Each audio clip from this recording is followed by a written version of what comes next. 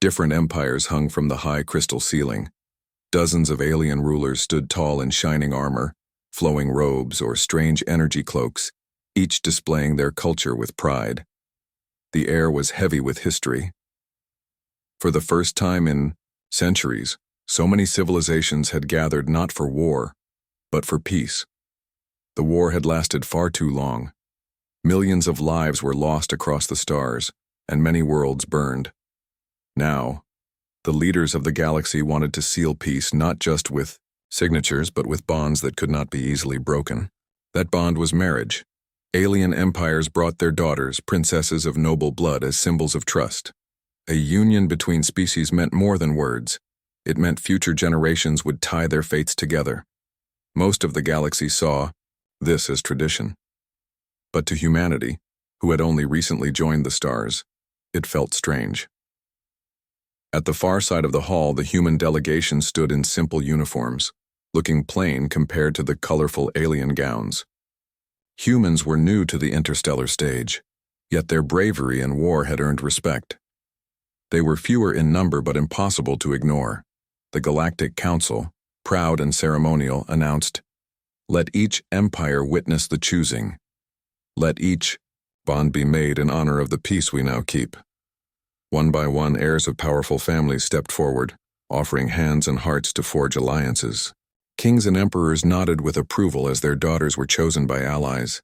Whispers filled the hall about strategy: who gained influence, who gained wealth, and who gained power. Then the council turned to the humans. "Humanity," the Ayab speaker said, "you shed blood for worlds not your own. You stood where others fell. You too shall take part in this union. A choice will be granted to one of your own." A ripple of surprise passed through the crowd. Humans were not expected to stand equal with the oldest empires. Some aliens scoffed, others whispered, yet the council was firm. From the human side stepped Elias Kane, a young soldier barely past 30. He was not a commander, not a lord, not even a diplomat. He was a soldier who had fought on the blood-soaked worlds of the frontier, known for his courage but never for his rank. The choice shocked even his own people. But the council had seen his deeds, how he held the line when all others broke, how he carried wounded allies through fire. They wanted a symbol of raw humanity, not polished politics. The alien princesses lined the stage, each one radiant in her own way. Some wore gowns of shimmering light, others armor that gleamed like stars. Each princess represented power, wealthy empires, mighty fleets, or ancient dynasties. The crowd expected Elias to choose one of them, to secure humanity's position among the great. But Elias's eyes moved past the glitter and gold. His gaze settled on a figure standing slightly behind the others, almost hidden, Princess Elira of the Serenthi. Unlike her sisters, she wore no dazzling crown. Her dress was simple, pale blue with silver threads, nothing compared to the brilliance around her. She did not hold her chin high like the others, nor did she boast of her people's strength. Her eyes, though, carried quiet intelligence, and there was no arrogance in her stance. She looked almost surprised to be standing there at all. Elira was known, if at all, as the least celebrated daughter of the Serenthi throne. Her elder sisters were famous, warriors, diplomats, rulers in waiting. Elira was seen as quiet, bookish, and unimportant. Some said she was placed among the princesses only to fill the line. The hall waited for Elias to choose. Most believed he would point to one of the great royal daughters who could grant humanity fleets and power. The Serenthi sisters themselves whispered among each other, expecting one of them to be chosen. But Elias stepped forward. His boots echoed in the silence. He pointed to Elira. "I choose her," he said simply. The hall fell completely still. Gasps rippled through the crowd. Some aliens exchanged shocked looks, others frowned in disbelief. Even the council was silent for a moment. Elira herself froze, eyes wide, unsure if she had heard correctly. Her sisters laughed under their breath, certain this was some mistake. The Serenthi Emperor shifted uncomfortably. You choose Elira?" he asked, as though trying to correct a child. Elias nodded. "Yes, I choose her. But why? Voices whispered around the room. The other princesses, glowing in their beauty and fame, looked insulted. To them, this was a humiliation. To choose the least known, least admired, least celebrated. It made no sense. But Elias was calm. He did not explain further. He simply walked forward, bowed slightly to Illyra, and offered his hand. For a long moment, Illyra hesitated. She was not used to being chosen. She had spent her life in the shadows of her family, ignored by the court, overlooked by her people. Now, before the entire galaxy, a human soldier had raised her from the shadows into the center of history. Slowly, with trembling fingers, she placed her hand in his. The council declared the choice complete. The union was sealed. The hall remained tense, filled with questions.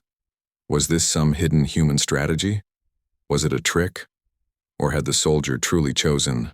Without thought of politics, Illyra lowered her eyes, heart racing. Elias's grip was steady and respectful. She whispered, barely loud enough to hear, "Why me?" Elias gave a small, quiet smile. "Because you weren't pretending." The words confused her, but also lit something deep inside her chest. For the first time in her life, she wondered if someone truly saw her. The galaxy did not understand, but Elias Kane had made his choice, and nothing would ever be the same. The halls of the Scifi Palace were vast and golden, carved with patterns of stars and flowing rivers of light. Yet inside those halls, Princess Illyra always felt small. She had grown up here, walking in silence while her sisters laughed and shone under the gaze of the court. The nobles adored her sisters. One was a skilled warrior, another a gifted diplomat, and the eldest was already being trained to rule. Illyra was different. She read scrolls, studied forgotten songs, and asked questions that few cared to answer. She was polite, kind, and quiet, but in the eyes of the Empire she was unremarkable. The servants respected her gentleness, yet the court rarely mentioned her name. When visitors came, she often stood behind her sisters, smiling faintly while no one paid attention. And now, against all sense, against all expectation, she had been chosen. Her father, Emperor Theron of the Scifi, had not spoken to her directly since the ceremony. His words had been polite in public, but in private he seemed troubled. Her sisters whispered behind closed doors, wondering why the human soldier had chosen her. In her private chamber, Illyra sat by the window and stared out at the starlit city. The floating bridges glowed, and the silver towers reflected the moons. She pressed her hands together, unsure what to feel. The door opened. Elias Kane stepped inside, his uniform plain compared to the robes of the Scifi court. He looked almost out of place, like a soldier who had wandered into a dream of crystal and light. Illyra stood quickly, uncertain how to act. "You should not be here," she said softly. "Your guards let me in?" Elias replied, his voice calm, but steady. "I thought we should talk." She hesitated, then nodded. "Sit then." Elias sat, his posture straight, his hands resting on his knees. He was not like the nobles she knew. He did not try to impress her with grand words. He simply looked at her as if she mattered. At last she asked the question that had burned inside her since the ceremony. "Why? Why did you choose me?" Elias studied her for a moment before answering. "Because everyone else was pretending." She blinked, confused. "Pretending?" "They were putting on masks," Elias explained. "They wanted to look perfect, to act perfect, to shine so bright that no one could see the truth. But you weren't trying to be something you're not. You looked real." Illyra lowered her eyes. "Real, perhaps, but not important. I am the least of my sisters. They are warriors, leaders, voices of power. I am only a shadow among them." Elias shook his head. "On my world, shadows are not weakness. Sometimes the ones who stay quiet see the most. Sometimes the ones left aside have strength no one else notices. I chose you because I trust what I saw in your eyes." His words unsettled her, but also warmed her. No one had ever spoken to her like that. To her people, her silence was weakness. To this human, it was something else. For days after, Aelira found herself thinking about him. When the court held feasts, nobles spoke of alliances, ships, and power. Yet her thoughts drifted back to the soldier who saw through masks, but not everyone approved. One evening, her eldest sister, Princess Serenia, entered her chamber. Serenia was tall, proud, and always certain of herself. "Little sister," she said, her voice sharp, "do you realize what you have done?" Aelira turned. "I have done nothing. It was not my choice." Serenia narrowed her eyes. "Perhaps not. But the soldier chose you. Do you know how the court whispers now? They laugh at our family. They ask what hidden trick the humans play. And they look at me as though I should have been chosen instead." Aelira flinched. "I never wished for this." "Wishes do not matter," Serenia said coldly. "The galaxy watches. If you fail, you shame us all." She left without another word. Aelira sat in silence, her heart heavy. She had never wanted to compete with her sisters, never wanted to stand in the center of politics, and yet here she was, dragged into it by the choice of a human soldier. The next morning, she found Elias in the palace garden, standing among the silver trees. He was adjusting the strap of his armor when she approached. Days passed, and the bond between Elias Kane and Princess Aelira slowly grew. Though they came from worlds apart, they found a quiet understanding that transcended politics and tradition. The Serenthi court buzzed with rumors, whispering questions that Aelira tried not to hear. Elias, however, seemed unaffected.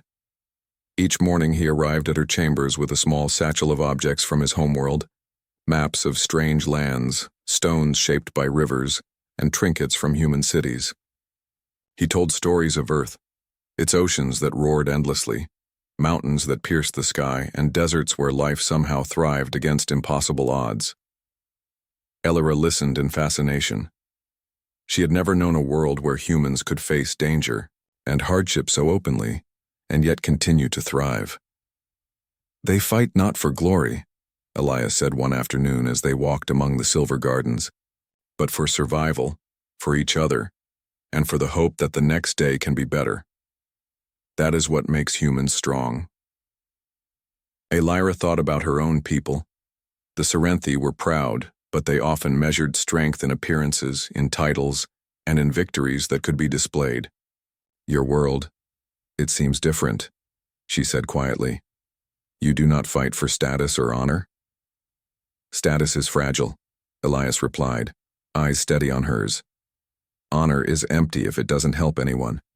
Humans believe in action, in doing. What matters even when no one sees? That is our legacy." She stared at him. These were not the lessons she had learned in the palace, nor in the halls of her sister's triumphs. These were lessons of life itself, lessons of courage, humility, and resilience. She felt a strange warmth of pride. Perhaps, she thought, she could learn to be more than a shadow. Their time together was interrupted by the court. A grand feast had been called to celebrate the peace treaty, and all the rulers and their heirs would attend. Aelira's sisters prepared in dazzling gowns, each trying to outshine the other. The nobles talked strategy, alliances, and power, but Aelira remained quiet, nervous about standing before so many eyes. Elias noticed her hesitation. "Do not let them define you," he said. "They see what they want, not what you are. You are more than they know." When the feast began, all eyes indeed turned to the human princess pair. Some whispered in surprise. The quiet, uncelebrated princess had been chosen, and by a human soldier no less. Others laughed, dismissing it as a foolish choice. A few, however, looked curious, watching how Elias and Aelira interacted. During the feast, Aelira was expected to speak, to show grace, diplomacy, and awareness of the Serenthi people. She trembled as all eyes turned toward her. But Elias's calm presence beside her gave courage. She remembered his words. "Strength is not in appearance, but in action." She spoke softly but clearly, recounting her hopes for peace and unity. She spoke not like a ruler or a diplomat, but like someone who genuinely cared. The hall fell quiet. Her honesty struck a chord with some of the alien leaders. Afterward, one of the Scifi counselors, an older woman with piercing eyes, approached. Her, "Princess," she said, "your words, they carry meaning. I did not expect it. Perhaps you are not as inconsequential as we believed." Illyra blinked, unsure what to say. I only speak what I feel." "Then perhaps there is hope for your people yet," the counselor said, smiling faintly. The event marked the first small shift in how Illyra was seen. She realized that power was not only about titles or feats, it was about impact, about what one could contribute in honesty. Elias guided her through the evening, teaching her the customs of different empires, and helping her see where diplomacy was not just about words but about understanding others. He shared stories of humans who had built bridges across worlds, not with armies but with trust and care. "You see," he said later as they walked beneath the stars, "humanity is not the strongest because of weapons. It is the strongest because we can inspire others, make them believe, and stand together when all seems lost. That is why we endure." Illyra felt awe and gratitude swell inside her. She had lived in the shadow of her sisters all her life, believing her quietness was weakness. Now she saw it differently. Strength was not always visible. Sometimes it was hidden, like a seed beneath snow, waiting for the right moment to grow over. The next few days the palace began to notice small changes. Illyra's voice carried more weight. She asked questions others ignored, and yet the answers she gave were insightful. Her people, who had dismissed her, began to listen. Even her father looked at her with a quiet curiosity, wondering how his youngest daughter was evolving into someone of influence. The human soldier's presence had not only changed her perspective, it had begun to change her world. But not all watched with approval. Some court factions feared her growing confidence. They whispered that Elias Kane was manipulating her, using her as a pawn. Others believed she would never survive the scrutiny. Illyra ignored them, relying on the lessons Elias had taught her. Truth and courage were more enduring than fear. One evening, as she and Elias walked along a balcony overlooking the city, she asked, "Do humans always act so differently from others?" "Not always," he replied with a small smile, "but we try to act with purpose, to see what others miss, to build a future rather than cling to the past. And sometimes," he added quietly, "we choose those who others overlook, because they often hold the most potential." Illyra's eyes widened slightly. "You see potential in me?" Elias met her gaze. "I do, and I think the galaxy will see it soon enough. Not because I chose you, but because you will show them who you truly are." Illyra felt a spark of determination she had never known. For the first time, she believed that her life could matter, not because she had a crown or titles, but because she had courage, honesty, and purpose. The quiet princess who had been forgotten in the shadows began to awaken. With Elias's guidance, she was learning to embrace the legacy of humanity, to fight for truth, to build trust, and to stand boldly even when the whole galaxy doubted her. The seeds of change had been planted, and soon Illyra would discover just how far they could grow. The voyage to the neighboring system was meant to be simple, a diplomatic mission to strengthen bonds between the Scifi and other empires. Illyra traveled with Elias Kane, her human companion and guide, along with a small Scifi entourage. The silver-hulled starship glided through the void, engines whispering against the quiet of space. Illyra stood at the observation deck, staring at distant stars streaking past. Even though she had begun to understand her own strength, she could not ignore the tension around her. Diplomacy was not simple. Many empires watched humanity closely, suspicious of a soldier who had chosen the quiet princess over more celebrated candidates. Elias approached, holding a small data pad. "Some factions are uneasy," he said calmly. "They think this trip will show whether you can handle the responsibilities of your position. And they're testing us." Illyra turned to him. curiosity mixed with worry. Testing us? How? By trying to make us fail, Elias replied. Sometimes the galaxy doesn't fight with swords. Sometimes it fights with secrets, traps, and shadows.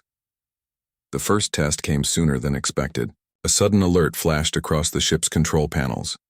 Unknown vessels had appeared in the system, intercepting their course. Sensors indicated hostile energy signatures, though their origin was unclear. Pirates? Elira asked. Possibly, Elias said, his tone steady. Or agents who want to see the Scifi princess and the human soldier fail. Either way, we must be careful. The crew scrambled. Weapon systems came online. The Silver Starship, elegant yet swift, moved to evasive positions. Yet the enemy was cunning, blocking their path while keeping their attack minimal, enough to intimidate, not to destroy.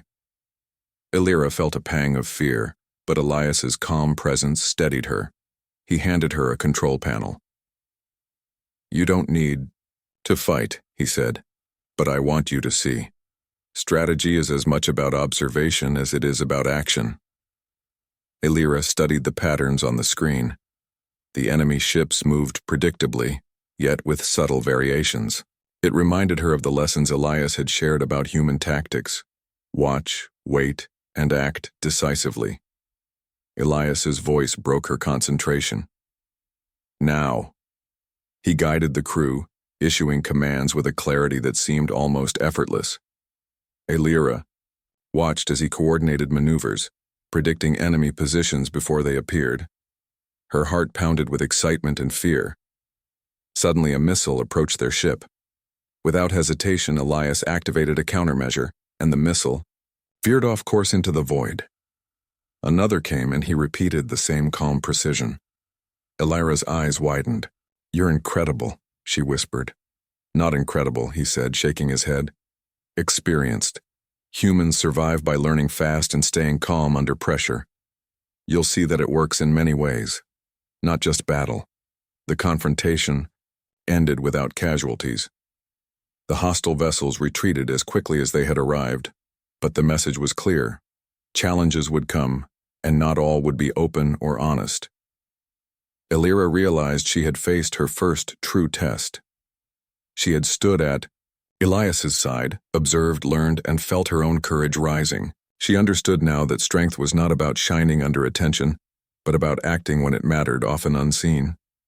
That night, she and Elias walked on the upper deck, stars surrounding them like an ocean. Elira spoke first, her voice quiet, but firm. I think I understand now. My sisters would have panicked, worried about appearances. I felt something. The Scifi palace buzzed with quiet excitement. The journey with Elias Kane had changed Princess Elira in ways that everyone could now notice. She moved with confidence, spoke with clarity, and no longer doubted her own instincts. The once overlooked princess had begun to stand tall, and whispers of her growing presence spread quickly through the court. Her sisters watched with a mixture of curiosity and unease. They had expected her to remain quiet, overshadowed, and unsure. Yet Elira now contributed during discussions, offered ideas that carried weight, and calmly faced challenges that would have intimidated them before. Elias observed her from nearby as he always did. He did not interfere unless needed, but his quiet guidance had shaped much of this transformation. To him, it was not about control. It was about revealing the strength that had always been within her. One morning, the Scifi Council summoned Elira to speak with representatives of other empires. They arrived with guarded expressions, unsure what to expect from the quiet princess who had been chosen by a human soldier. Many had doubted her abilities, expecting mistakes or hesitation. Elira entered the room with calm poise. Elias followed silently, standing beside her without overshadowing her presence. She greeted the representatives, acknowledged their concerns, and spoke clearly about the importance of trust, unity, and practical cooperation. Her words were simple yet insightful. She did not rely on grandeur or speeches, but on honesty and reasoning. The representatives listened, initially skeptical, then gradually with respect.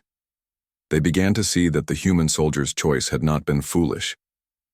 Elira possessed something rare, the ability to understand, to observe, and to act with precision. Later, as they walked through the palace gardens, one of the council members approached Elias quietly. "I did not expect her to have such influence," the elder said. "You have chosen wisely, human." Elias smiled faintly. "She had it all along. I only helped her see it." Elira, overhearing part of the conversation, felt a quiet pride. She realized that her value was no longer defined by her sisters' fame or the court's expectations, but by her own actions and decisions. The princess who had once been overlooked was now someone others began to trust and follow. The next test came in the form of a diplomatic challenge. A distant planet requested aid in a civil dispute, asking the Scifi for guidance. Normally, only the eldest sisters or high-ranking officials would be sent. But this time, Elira was chosen to lead the delegation with Elias by her side. The journey to the planet was tense. Messages warned of factions that would try to deceive, manipulate, or intimidate her. Yet Elira faced each obstacle with clarity, using both her own reasoning and the lessons Elias had taught her about patience, observation, and courage. When they arrived, she listened carefully to all sides of the dispute. Unlike many diplomats, she did not rush to judgment. She asked questions others had overlooked, noticed details that had been ignored, and proposed solutions that were fair and practical. By the time the talks concluded, the factions had agreed to a peaceful resolution. Leaders on the planet praised Elira's wisdom and fairness. News of her success spread quickly, earning her respect far beyond her own people. She had not only survived the challenge, she had turned it into a triumph. Elias watched her quietly, pride shining in his eyes. "You see," he said softly, "strength is not always about winning battles. Sometimes it is about making choices that others cannot see. And sometimes it is about standing firm when no one else believes in you." Elira nodded, understanding the truth in his words. Her transformation was no longer about confidence alone. It was about responsibility, courage, and vision. She was learning to lead not because she wanted glory, but because she understood the impact she could have. Back at the Scifi palace, her return was met with admiration and curiosity. Even her sisters began to notice the change. While some pridefully acknowledged her success, others could not hide their unease. They had always measured influence, in power and recognition, but Elira had shown that quiet intelligence and honesty could achieve more than fame alone. In private, she reflected on her journey. The lessons from Elias, the challenges she faced, and the successes she achieved had all combined to reshape her view of herself. She had been given a chance not because of who she was expected to be, but because someone believed in her potential. And now, she believed in herself. That evening, as the twin moons of her homeworld glimmered in the sky, Elira and Elias stood side by side on a balcony. The city below sparkled with life, but she felt a new spark inside herself, confidence, clarity, and purpose. "You have changed," Elias said gently, looking at her. "Not because I chose you, but because you chose to see yourself as capable." Elira smiled softly. "I suppose I always had it, but I did not know how to find it." "Humans call it potential," Elias said. "It exists in everyone, but some are too afraid to act. You chose to act." She turned to face him, gratitude and understanding shining in her eyes. "You trusted me," she said quietly. "I did," Elias replied simply. "And now the galaxy will see what I saw long ago." Elira realized that her transformation was not only personal. Her people began to notice her courage. Other empires began to respect her insight, and her influence quietly began to grow. She had stepped from the shadows into the light, not as a celebrity, not as a princess defined by others, but as a leader defined by herself. Elias placed a hand gently on her shoulder. "The trials are not over," he said, eyes steady on the horizon. "But you are ready, and together we can face whatever comes next." Elira took a deep breath, looking at the glowing moons above. For the first time, she did not feel fear or doubt. She felt purpose, she felt strength, And she felt the quiet, unshakable pride of knowing that even the least celebrated could rise to greatness with courage, honesty, and guidance. The princess, who had been overlooked, had begun to shape her own legacy, and with Elias by her side, humanity's quiet influence would be felt across the stars. The galaxy had grown restless. Rumors of unrest and minor conflicts between distant worlds began to surface. Empires that had once agreed to peace now whispered about distrust and betrayal. Yet at the center of it all, Princess Elira and Elias Kane stood as symbols of unity and resilience. Elira had changed since the day Elias had chosen her. She was no longer the quiet, overlooked princess. She had become a voice of reason, a figure of courage, and a bridge between species. Her influence spread quietly but steadily, and many began to look to her for guidance. Elias, as always, stayed beside her. Not as a ruler, but as a partner and friend. He did not overshadow her voice. He strengthened it. Humanity's legacy, he knew, was not in weapons or domination, but in building trust and inspiring others. And now, Elira had become the perfect embodiment of that legacy. The crisis began subtly. A powerful fleet from a distant empire refused to honor an agreement, threatening to ignite war across multiple star systems. Communication failed, diplomacy faltered, and tensions rose to the breaking point. Leaders argued endlessly, blaming each other and demanding impossible concessions. Elira listened patiently. Unlike many rulers who sought to impress with grandeur, she focused on understanding the root of the problem. She studied reports, observed behavior, and asked questions others had overlooked. Her quiet wisdom became a beacon in a storm of confusion. Elias watched her work. "The galaxy will test you," he said, standing behind her in the council chamber. "But you are ready. Trust yourself, and trust the people around you." Elira nodded, absorbing his words. She had learned to act decisively, yet thoughtfully. She had learned that true strength lay not in authority alone, but in guiding others toward solutions they could accept together. When the delegates finally met on neutral ground, Elira stood calmly at the center. She spoke with clarity and honesty, outlining solutions that balanced the needs of all parties. She did not demand submission. She proposed understanding. Her words, though simple, carried weight. They cut through arguments, quieted tempers, and inspired compromise. Elias observed silently, noting the subtle changes in the room. Even the most stubborn delegates were beginning to listen. The quiet princess had become a figure that others respected, not because she wielded force, but because she embodied fairness, courage, and wisdom. Days passed as negotiations continued. Elira worked tirelessly, often late into the night with Elias at her side. They studied maps, analyzed fleet positions, and prepared contingency plans. Yet amidst the tension, there was also hope. The galaxy began to see that cooperation, not dominance, could solve even the most difficult problems. Finally, the turning point came.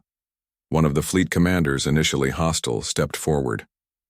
"I see now," he said, addressing the council, "that we have underestimated the wisdom of the human choice. Princess Elira has shown clarity and fairness. We will honor the agreement." A wave of relief passed through the room. The crisis was averted, and peace held firm. For the first time in weeks, leaders from all empires nodded with genuine respect. The quiet princess who had once been overlooked had become a force of stability across the galaxy. Back on her homeworld, celebrations were modest but sincere. Elira walked through the city streets observing citizens who no longer ignored her. Children waved, merchants smiled, and elders nodded in.